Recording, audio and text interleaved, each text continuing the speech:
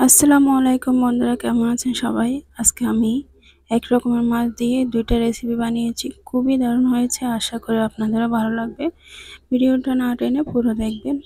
প্রথমে আমি লাল পোয়া মাছগুলোকে হলুদ মরিচ মেখে ফ্রাই করে নিচ্ছি। তারপর আমি কাঁচামরিচ, পেঁয়াজ, রসুন এগুলোকে আমি ছেঁচে নিচ্ছি। তারপর আমি কড়াইতে তেল গরম করব। তারপর আমি পেঁয়াজ রসুনগুলো দিয়ে দিচ্ছি। এগুলোকে আমি কিছুক্ষণ কষিয়ে নিব।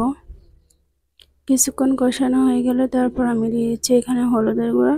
তারপর একটু নেড়ে ছেড়ে দিচ্ছি। তারপর আমি দিয়ে দিচ্ছি মরিচের গুঁড়া। তারপর একটু নেড়ে ছেড়ে দিয়ে আবার ধনিয়ার গুঁড়া দিয়েছি। তারপর একটু নেড়ে ছেড়ে লবণ দিয়েছি পরিমাণ মতো। তারপর আবার ভালো করে কষিয়ে নিচ্ছি। তারপর একটু পানি দিয়ে দিব আমি। পানি দিয়ে আরও ভালোভাবে কষিয়ে নিব। এবার ভালোভাবে 10 মিনিট ধরে কষানো হবে। কষানোর পরে আমি মাছগুলো দিয়ে দিচ্ছি। মাছগুলো দিয়ে আমি অল্প একটু পানি দিয়ে দিব।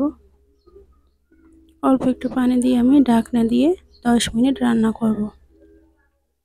দেখতে পাচ্ছেন খুবই সুন্দর হয়েছে, কালারটাও খুবই ভালো হয়েছে এবং খেতে তো অসাধারণ। তারপর আমি ধনিয়া পাতা দিয়ে দিচ্ছি।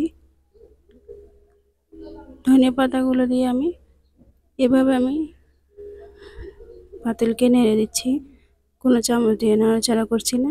তারপর আমি হয়ে গেছে, আর 5 মিনিট মতো আমি চুলায় রাখবো। তারপর আমি কচু পাতা দিয়ে আরেকটা রেসিপি বানিয়েছি, দেখতে পাচ্ছেন একই মাছ দিয়ে।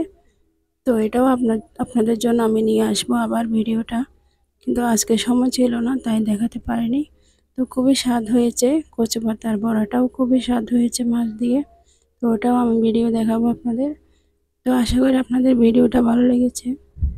ভালো লেগে থাকলে অবশ্যই সাপোর্ট করবেন, সাবস্ক্রাইব করে পাশে থাকবেন এবং যারা পেজ থেকে দেখতেছেন ফলো করে পাশে থাকবেন, লাইক কমেন্ট শেয়ার করবেন। ধন্যবাদ। আল্লাহ হাফেজ।